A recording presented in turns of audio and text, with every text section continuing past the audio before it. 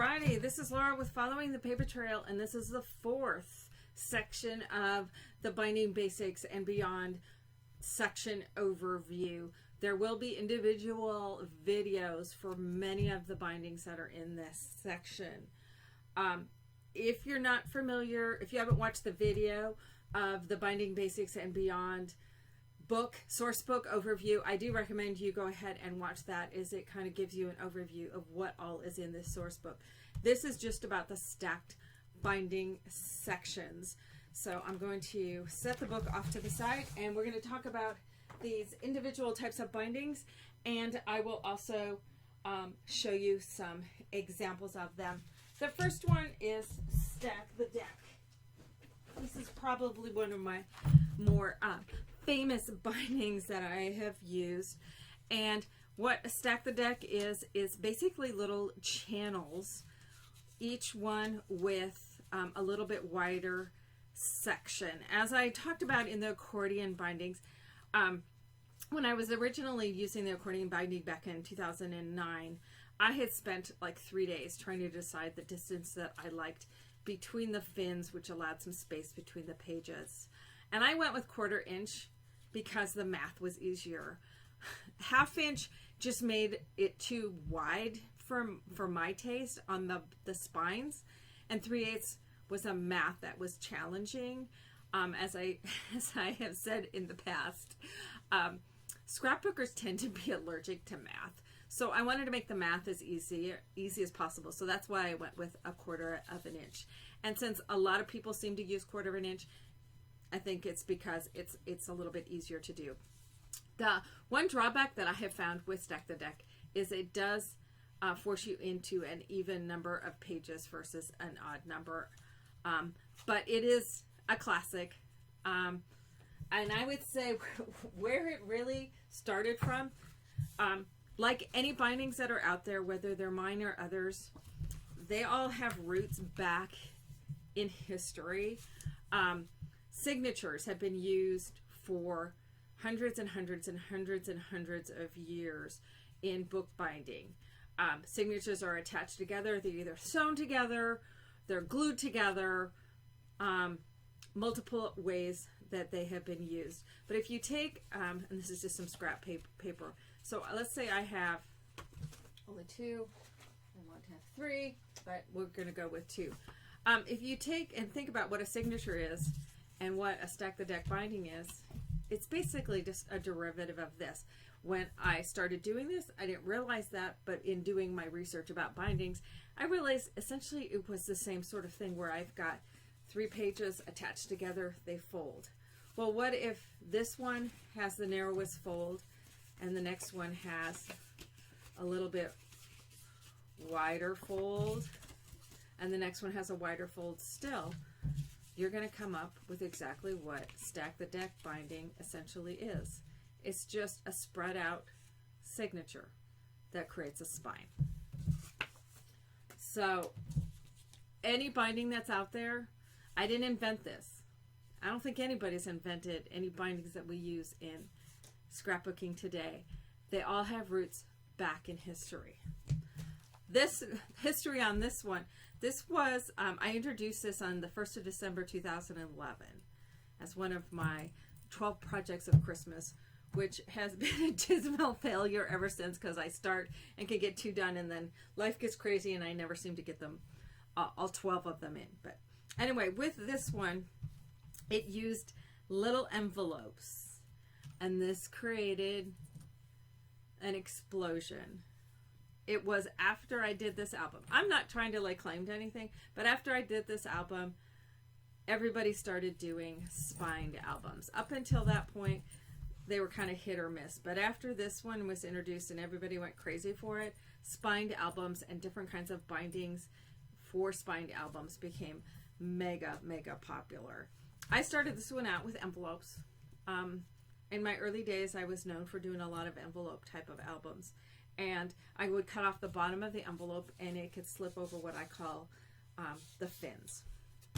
So this was that original little album that I did using Fab Scraps paper and Tim Holtz goodies and super fun, super fast little album.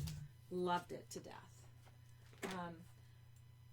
With this one came the desire to add additional stuff like in between the pages, that sort of thing. So I started doing a variety of different Stack the Deck albums, which I've kind of put under the umbrella of Stack the Deck Plus, where you could add additional pockets. So here's the main page, but by adding extra little pieces to the spine itself, or to the fin itself, or between the fins and under the fins, you could add additional pockets of a variety of sizes and shapes to that main page. So it allowed that variety of pages that unless you were using rings, it was really hard to do. So by adding some inclusions, as I call them, to Stack the Deck, then you could have a variety of pages, sizes, and you could also add more pages into your album that way. Back in, I think it was 2013, it might have been 2014, I was invited to teach at an online kind of scrapbooking conference where there was like 10 or 15 different teachers, but we had an hour to teach an entire project, and she wanted me to do a mini album. So I went to the roots of Stack the Deck and did One and Done. And this was an album that you could do with one 6x6 pad in about 1 hour. And all I did is I took the Stack the Deck bindings and just stretched them out into pages so they became Stack the Pages or stacked pages. With this, you could do any size page you wanted, and the pages just stacked, the pages themselves stacked, rather than attaching the pages to binding strips, the pages themselves would stack. And so it was another way to create albums. But this one was super fast, super popular. I still have this pattern available. I've seen at least half a dozen, if not more, people who have actually taught my Stack the Deck here on YouTube, even though it's a pattern that I still sell.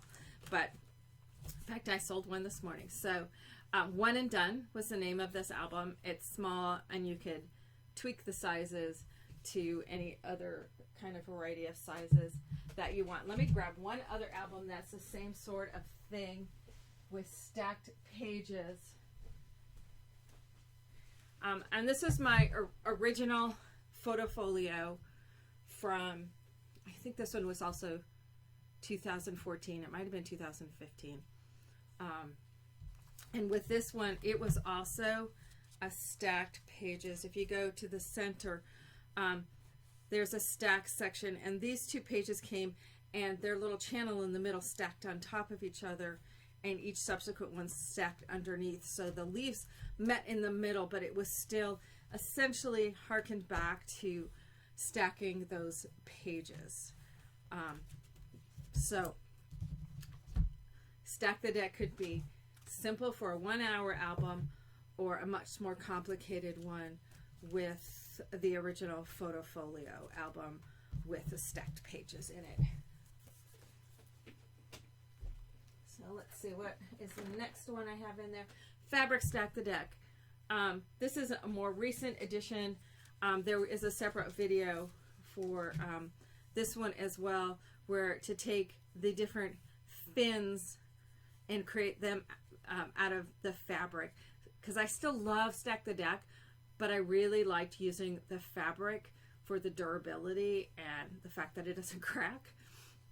So by making each of these fins out of fabric and stacking them the same as I did with paper, it gave you the same sort of thing. And I liked having the paper in there. I had early on made the strips for Stack the Deck out of paper and sewed them. So it would sew here, and then I'd stack this one on, and so it didn't have the cardstock on there, and so you could do it out of fabric. It was entirely fabric, but I liked incorporating the fabric and the paper. And so this one was born last year. And there is going to be a separate video for that one. Another binding that was introduced quite some time ago is out of the box binding. Oh, that doesn't slide off. What is that? How does this hook? Okay, I haven't. You can tell I haven't opened this one in a while, so that just opens up. So this is a binding that sits down inside of a box, and I wanted a binding that could do just this, to where the pages then would fold up out of the box. So here's the stacks along here of the pages. This is a gatefold album back from Graphic 45 Nutcracker Suite, and these pages then all fold out, and yet they stay flush when it goes inside. I wanted them still to be able to fit within the size of the box. Again, this is a separate video that will be available. So where these bindings, having it gatefolding out, it all completely comes out, and yet when it's open, you still have the full width of the box, and things aren't kind of like sticking up this way and such. It completely opens out, and you can have stuff into the back of the box.